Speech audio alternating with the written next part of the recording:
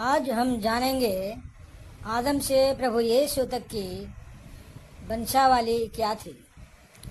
तो चलें शुरू किया जाए।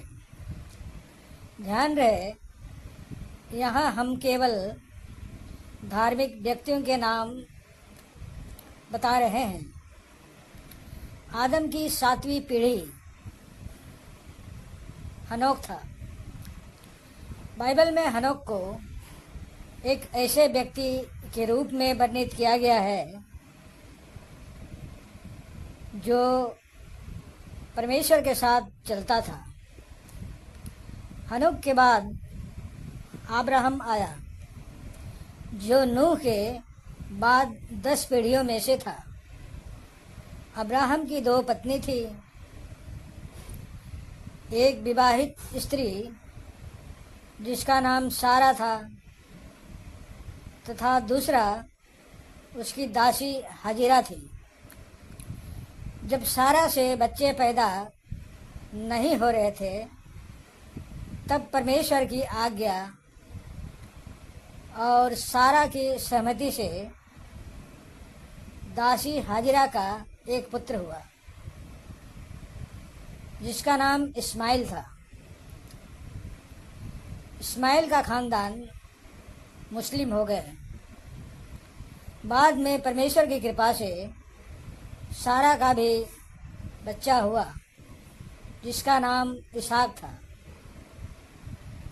इसहाक से याकूब हुआ।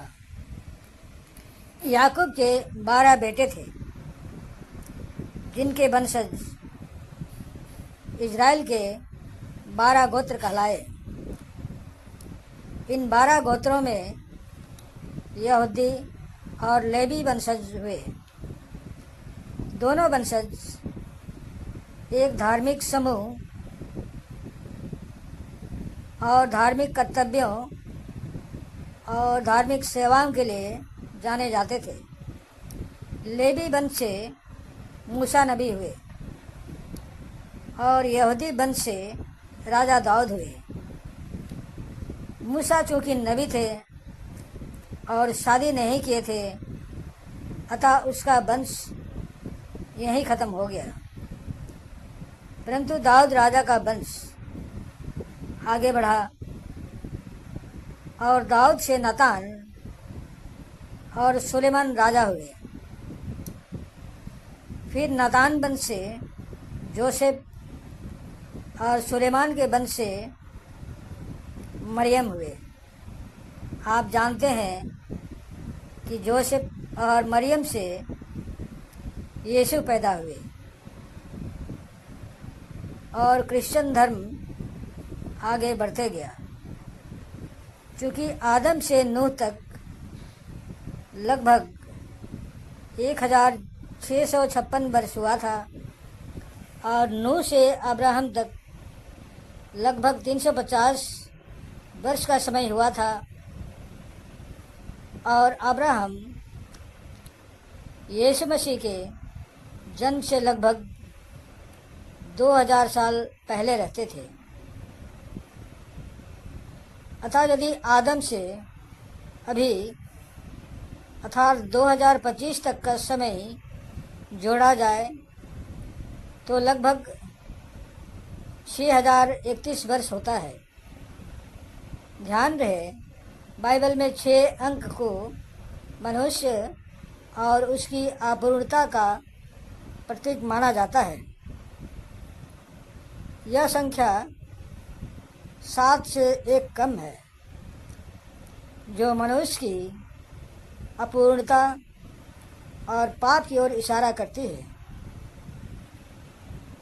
क्योंकि बाइबल के अनुसार मनुष्य को सृष्टि के 6ठे दिन बनाया गया था और 7वें दिन आराम करने की आज्ञा दी गई है।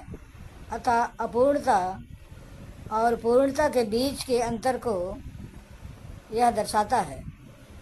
बाइबल में 666 अंक को पशु की संख्या या शैतानी संख्या के रूप में भी जाना जाता है।